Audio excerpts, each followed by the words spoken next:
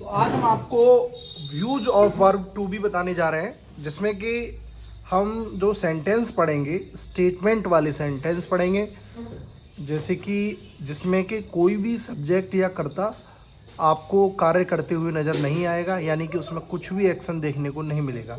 तो सबसे पहले हम इसमें जो सेंटेंस यानी कि टेंस सेंटेंस पढ़ेंगे। पहला है प्रेजेंट, दूसरा पास्ट और तीसरा फ्यूचर, यानी कि इज एम आर का हम यूज करना सीखेंगे।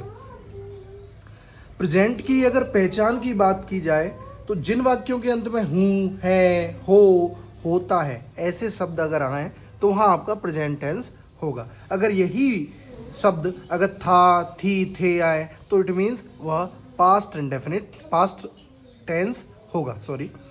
इसके बाद होगा, होगी, होंगे, अगर ऐसे शब्द आए तो हम फ्यूचर टेंस इसे बोलेंगे। तो आप देख सकते हैं ये तीनों दिए हैं, प्रेजेंट, पास्ट एंड फ्यूचर। जैसे कि मैं एक एग्जांपल लेता हूँ, मैं व्यस्त हूँ, यानी कि ये प्रेजेंट में हो गया। और ये स्टेटमेंट वाले वाक्य मैंने आपको बता दिया, किसी व्यक्ति या वस्तु की दशा या कंडीशन के बारे में आपको पता चलेगा। मैं व्यस्त हूँ, अगर इसी को मैं अगर पास्ट में बोलूँ मैं व्यस्त था, इसी को अगर हम फ्यूचर में बोलेंगे मैं व्यस्त रहूँगा। एक और हम वाक्य लेते हैं, मैं सेब खाता हूँ। अब यहाँ देखिएगा इस वाक्य में आपको एक्शन देखने को मिल रहा है, यानी कि मैं सेब खाने का कार्य कर रहा हूँ। तो यहाँ इस तरीके के वाक्यों को बोलेंगे एक्शन वाले वाक्य, जिनमें कि स्टेटमेंट नहीं होता, क्या होता है एक्शन, यानी कि कोई कार्य होगा वहाँ पर। आप पहले वाले में वाक्य में देखिए, हमने किसी के बारे में यानी अपने बारे में बोला कि मैं व्यस्त हूँ, या कोई कार्य नहीं हो रहा, मैं कार्य नहीं कर रहा कुछ भी। लेकिन इन वाक्यों में मोस्टली कार्य देखने को मिलता है। तो हम जो पढ़ेंगे सिर्फ स्टेटमेंट वाले वाक्य, यानी कि use of verb to be के बारे में पढ़ेंगे, जिसमें कि इज, एम आर, पास्ट में वाज वर और फ्यूचर में विल बी, शेल बी। तो सबसे पहले हम पढ़ेंगे अफर्मेटिव। अफर्मेटिव में सबसे पहले हम क्या लेंगे, सब्जेक्ट, इसके बाद इज, एम आर और देन आपका स्टेटमेंट जो आगे का दे रखा होगा। अगर इसकी बात करी जाए तो ही, सी, इट, बॉय, इन सभी सब्जेक्ट के साथ, यानी कि जितने भी आपके सिंगुलर यानी कि एक वचन सब्जेक्ट होंगे उन सभी के साथ आप इज का यूज करेंगे। एम सिर्फ आई के साथ लगाएंगे, एम का यूज कहाँ होगा, सिर्फ और सिर्फ आई के साथ। और आर की बात करी जाए, जितने भी आपके बहुवचन करता यानी कि plural subject, we, you, they, boys, girls, इन सभी के साथ हम क्या लगाएंगे, आर। अब इसी तरीके से अगर हम यही वाक्य, चलिए यही वाक्य अगर पास्ट में हो तो वहाँ आप सब्जेक्ट, इसके बाद वाज वर और प्लस आपका स्टेटमेंट। वाज आप जितने भी सिंगुलर सब्जेक्ट हैं वहाँ लगाएंगे, ही, सी, गर्ल, इट, ठीक है। और वर आप कहाँ लाएंगे, जितने भी आपके प्लूरल सब्जेक्ट हैं, you, they, we, girls, boys, teachers, ठीक है। अब फ्यूचर की बात करें, अगर फ्यूचर में देखा जाए तो सबसे पहले सब्जेक्ट, इसके बाद विल बी और शैल बी, देन आपका स्टेटमेंट। बस आपको यहाँ ये याद रखना है, यहाँ सिंगुलर प्लूरल सब्जेक्ट नहीं देखा जाता।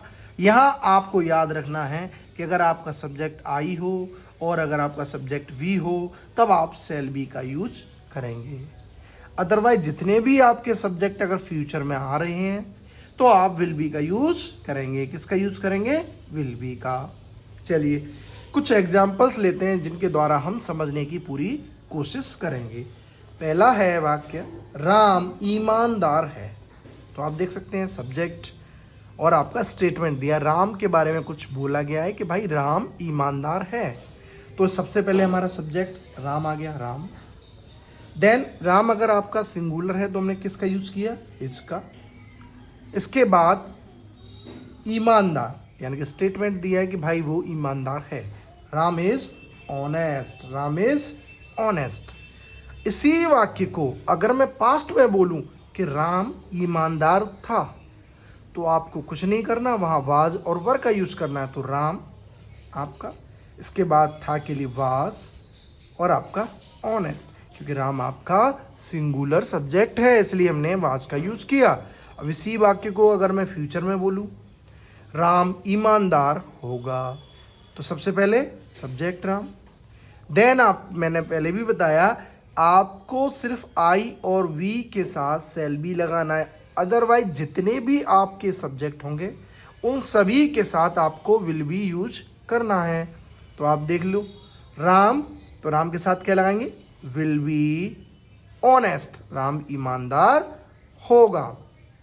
चलिए एक और वाक्य लेते हैं, बच्चे चालाक हैं, बच्चे चालाक हैं, बच्चे क्या हो गया आपका बहुवचन हो गया, यानी कि प्लूरल हो गया। तो बच्चे के लिए चिल्ड्रन। अब बच्चे बहुवचन है तो क्या लगाएंगे, इज लगाएंगे, आर लगाएंगे, तो वहां हम लगाएंगे आर। क्या लगाएंगे, आर। क्या है चालाक, तो क्लेवर। बच्चे चालाक थे, अगर पास्ट में है तो चिल्ड्रन, इसके बाद वर क्लेवर। बहुत ही आसान है। इसके बाद यही वाक्य अगर फ्यूचर में हो तो बच्चे चालाक होंगे, तो चिल्ड्रन विल बी क्लेवर। ठीक है, आगे एक और वाक्य लेते हैं, मैं छात्र हूँ, तो मैं के लिए क्या लगाएंगे, आई, और आई के साथ एम, क्या हूँ छात्र, स्टूडेंट। मैं छात्र था, तो आई, और आई के साथ सिंगुलर सब्जेक्ट है, तो आई के साथ क्या लगाते हैं, was, student, I was student. मैं छात्र हूँगा। ठीक है, तो यहाँ देखिए, आप देख सकते हो, मैंने बताया आपको आई और वी के साथ आप हमेशा सेल बी का यूज करेंगे। तो आई के साथ सेल बी और आपका स्टूडेंट, मैं छात्र हूँगा।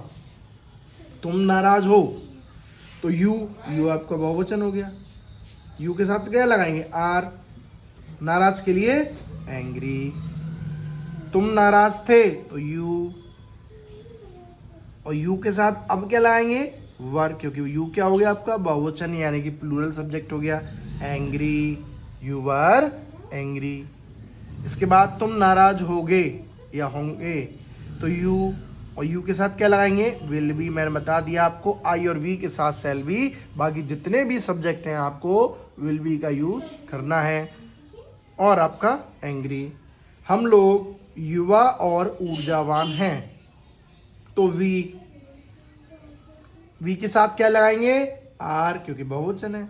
युवा के लिए यंग और ऊर्जावान यानी कि एंड एनर्जेटिक। अब इसी को अगर हम वाक्य को पास्ट में बोले, हम लोग युवा और ऊर्जावान थे, तो वी के साथ क्या लगाएंगे, वर, यंग एंड एनर्जेटिक। इसी को अगर हम फ्यूचर में बोलेंगे तो we shall be young and energetic.